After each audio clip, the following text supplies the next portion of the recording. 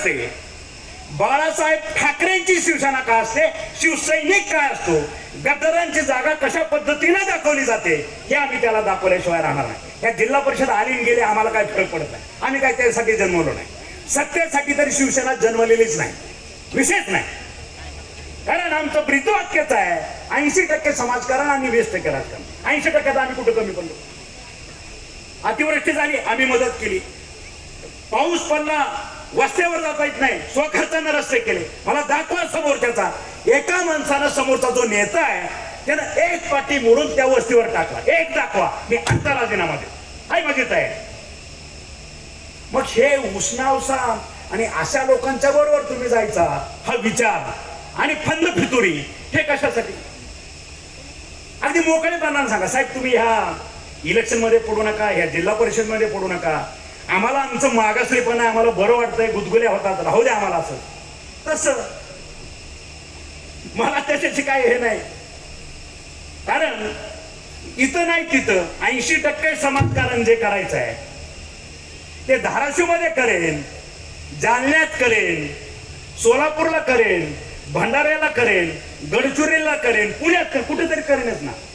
सेवा आहे, हा सेवाभाव आहे आणि आमची वृत्ती ही सेवाभावाची, आम्ही सांप्रदायिक पंथातले लोक आहे.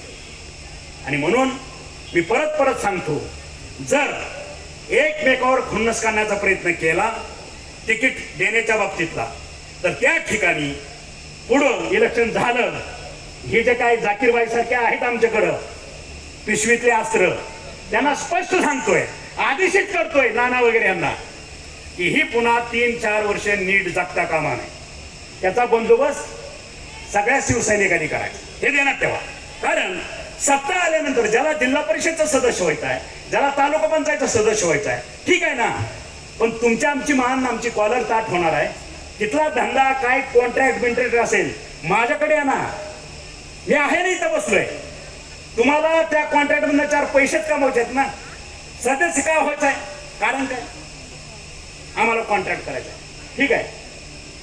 मग ठीक आहे, तुला सदस्य समजा तिकीट मिळत नसेल, तुझ्या 5 वर्षात किती कॉन्ट्रॅक्टरशिप होती तेवढी माझ्याकडे पैसे घेऊन जा. अजून काय सांगू, अण्णा झोपू नका, झोपायचं नाही, कान देऊ नये का. ज्याला वाटतंय ना की मला सदस्य व्हायचं आहे, की बोलत नाही, मला सेवा करायची, अरे तुझी सेवा मला कळत नाही का? सगळं माहित आहे, तुझ्या मनात जे आहे, मी कुठेही ओपन करणार नाही. तू गुपचूप माझ्या केबिन मध्ये, साहेब मला तिकीट देऊ नका, मला हे 5 वर्षासाठी एवढं लागतंय, तुला रुपये लागतोय ना, 2 रुपये देतो तुला, त्याचं काम कर. गद्दारी करायची नाही, पण जर गद्दारी केली तर मात्र त्याला ठेचल्याशिवाय आम्ही स्वस्त बसणार नाही, हे लक्षात घ्या. आणि ते इथेच नाही, एका जिल्ह्यावर सांगतो.